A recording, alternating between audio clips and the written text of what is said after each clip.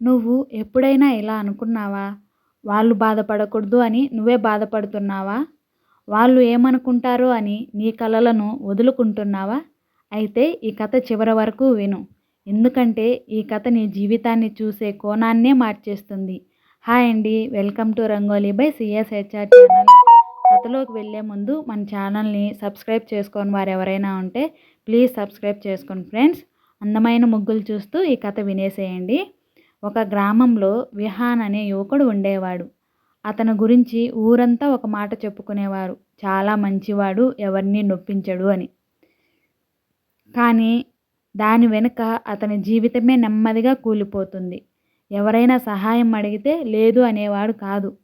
తనకు పని ఉన్నా, తన ఆరోగ్యం బాగోలేకపోయినా, తనకు ఇష్టం లేకపోయినా ఎదుటి వాళ్ళు బాధపడకూడదని తన మనసును చంపుకునేవాడు. ఎవరైనా కోపంగా మాట్లాడితే సారీ, నా తప్పే అని చెప్పేవాడు, తప్పు తనది కాకపోయినా. ఎవరైనా పిలిస్తే వెంటనే వెళ్ళేవాడు. ఎవరైనా మెసేజ్ చేస్తే వెంటనే రిప్లై ఇచ్చేవాడు. ఎవరైనా తనను పట్టించుకోకపోయినా తానే వెళ్ళి మాట్లాడేవాడు. ఎందుకంటే ఎవరూ నా వల్ల బాధపడకూడదు, అదే అతని బలహీనత అయ్యింది. రోజులు గడిచాయి. ముందు అతన్ని గౌరవించిన వాళ్ళు ఇప్పుడు అతన్ని ఆదేశించడం మొదలుపెట్టారు. ఇది చేసిరా, అది తీసుకురా, నీకు టైం ఉందిగా అని. ఎందుకంటే ఎప్పుడూ అందుబాటులో ఉండే మనిషి విలువను చాలామంది గుర్తించరు.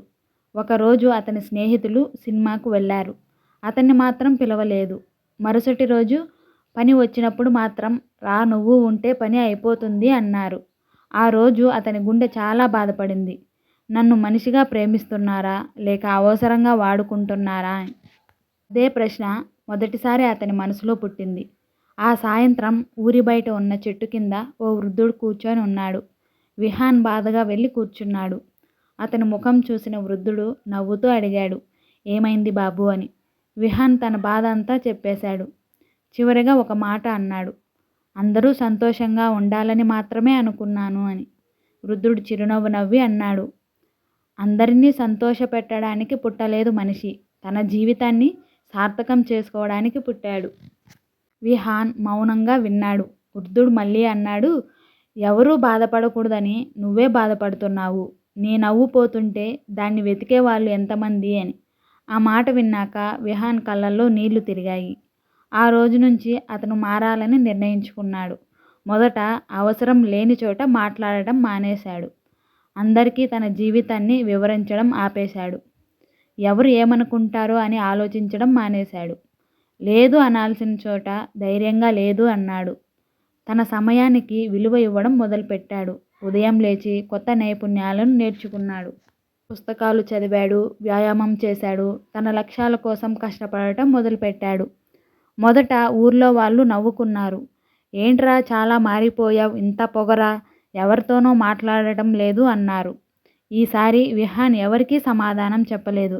ఎందుకంటే అవసరం లేని మాటలు మన శక్తిని దోచుకుంటాయని అతనికి అర్థమైంది. సంవత్సరం గడిచింది. ఒక చిన్న ఉద్యోగం చేసిన విహాన్ ఒక పెద్ద కంపెనీలో మంచి స్థాయికి చేరుకున్నాడు. ఇంటి పరిస్థితి మారింది. అతని జీవితం మారిపోయింది. ఒకప్పుడు అతన్ని తక్కువ చూసిన వాళ్ళే ఇప్పుడు నీ సలహా కావాలి, ఒక్కసారి మాట్లాడాలి అంటూ రావడం మొదలుపెట్టారు. విహాన్ అందరికీ గౌరవంగానే మాట్లాడాడు. కానీ ఎవరిని వెంబడించలేదు, ఎవరిని బతిమాలుకోలేదు. ఉంటే సంతోషమే, లేకపోయినా ప్రశాంతంగానే ఉన్నాడు. అప్పుడు అతనికి ఒక గొప్ప నిజం అర్థమైంది. మనం ఎప్పుడు వెంబడించే వాళ్ళు మనల్ని ఎప్పుడు వెంబడించరు. మనం మన జీవితాన్ని నిర్మించడం మొదలు పెడితే మనల్ని వదిలేసిన వాళ్ళే తిరిగి వస్తారు. ద్వేషించకు, కానీ ఎవరి కోసం నీ జీవితాన్ని ఆపేయకు. ఎవరూ బాధపడకూడదని నువ్వే బాధపడాల్సిన అవసరం లేదు. అందరినీ సంతోషపెట్టాలని ప్రయత్నిస్తే నిన్ను అలుసుగా చూస్తారు. ఎక్కువ మాట్లాడకు, అవసరమైన చోట మాత్రమే మాట్లాడి నీ పని నీ విజయంతో సమాధానం పనివ్వు.